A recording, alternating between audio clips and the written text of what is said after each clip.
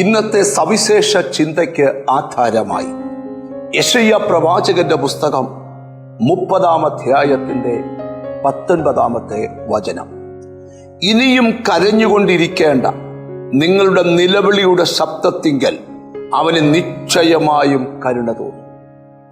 പ്രവാചകനായ യെശയ്യാവ് കരഞ്ഞു നിലവിളിക്കുന്ന ഒരു കൂട്ടത്തോട് കൈമാറുന്ന ഒരു ആത്മീക സന്ദേശമാണ്. ഇനിയും കരഞ്ഞുകൊണ്ടിരിക്കേണ്ട.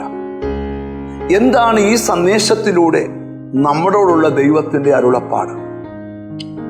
ആരോടും തുറന്നു പറയാൻ കഴിയാതെ മനസ്സു തകർന്ന് ശരീരം തളർന്ന് നിസ്സഹായ അവസ്ഥയിൽ രാത്രിയുടെ യാമങ്ങൾ കണ്ണുനീര് കൊണ്ട് കിടക്കുന്നനച്ച് നിലവിളിക്കുന്ന ചിലരെ നോക്കിക്കൊണ്ട് ദൈവത്തിന്റെ പരിശുദ്ധാത്മാവ് ഇന്നൊരു ആത്മീക സന്ദേശം പറയുകയാണ്. ഇനിയും നീ കരഞ്ഞുകൊണ്ടിരിക്കേണ്ട. സകല മുഖങ്ങളിലെയും കണ്ണുനീരിനെ ഒപ്പുവാൻ കഴിയുന്ന കർത്താവ് നിന്റെ കരച്ചിലിന്റെ ശബ്ദം കേട്ടിരിക്കുന്നു. ദൈവം നിങ്ങളുടെ തോളിൽ തട്ടിക്കൊണ്ട് പറയുക, ഇനിയും നിങ്ങൾ കരയണ്ട.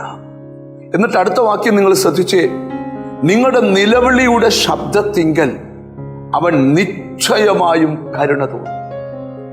നാട് മുഴുവൻ നിനക്ക് വിധി എഴുതി ഇനിയും നീ പരാജയപ്പെടത്തില്ല എന്ന് പറയുമ്പോഴും നിന്നോട് പരിശുദ്ധാത്മാവ് സംസാരിക്കുക, ഒന്നുകൊണ്ടും ഭാരപ്പെടേണ്ട.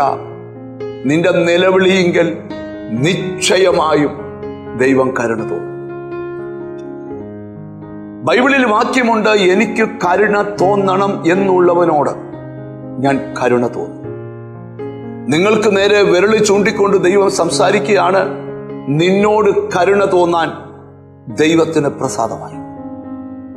എത്ര പേർ മനസ്സിൽ പറയും, കർത്താവേ എന്നോട് കരുണ തോന്നണം.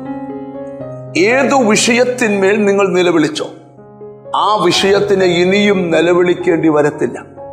കാരണം ദൈവം കരുണ തോന്നിയിട്ട് ആ നിലവിളിയുടെ ഉത്തരം നിന്റെ കണ്ണുകൾക്ക് വിശ്വസിക്കാൻ പറ്റാത്ത രൂപത്തിൽ, നിന്റെ കാതുകൾക്ക് വിശ്വസിക്കാൻ പറ്റാത്ത രൂപത്തിൽ, നിന്റെ സ്നേഹിതർക്ക് വിശ്വസിക്കാൻ പറ്റാത്ത രൂപത്തിൽ നിന്റെ ജീവിതത്തിൽ വെളിപ്പെടുവാൻ പോകുകയാണ്. നമുക്കൊന്നിച്ച് പറയാം, കർത്താവേ എൻ്റെ കണ്ണുനീർ നീ കണ്ടല്ലോ. ഒന്നിച്ച് കണ്ണുകളെ അടച്ച് കർത്താവിനോട് പ്രാർത്ഥിക്കാം. ഇനിയും കരഞ്ഞുകൊണ്ടിരിക്കേണ്ട. കാരുണ്യവാനായ ദൈവമേ, സ്വർഗസ്ഥ പിതാവേ, മനസ്സ് വേദനിച്ച് ശരീരം തളർന്ന് രാത്രിയെ പകലാക്കി കരഞ്ഞുകൊണ്ടിരിക്കുന്നതിന്റെ മക്കളുടെ കണ്ണുനീര് സ്വർഗം കണ്ടെന്നും അതിന്റെ മറുപടി അതിവേഗം വെളിപ്പെടാൻ പോകുകയാണെന്നും അരുളി ചെയ്ത കർത്താവേ, എന്നോട് ചേർന്ന് പ്രാർത്ഥിക്കുന്ന മക്കൾക്ക് വേണ്ടി പ്രാർത്ഥിക്കുന്നവരുടെ കണ്ണുനീരൊപ്പണമേ. അവരുടെ വിലാപത്തെ നൃത്തമാക്കണമേ. അവരുടെ രട്ടടിച്ച് സന്തോഷം മുട്ടിപ്പിക്കണമേ.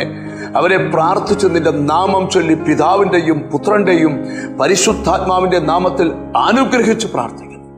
അവർ അനുഗ്രഹിക്കപ്പെടട്ടെ യേശു ക്രിസ്തുവിൻ നാമത്തിൽ തന്നെ.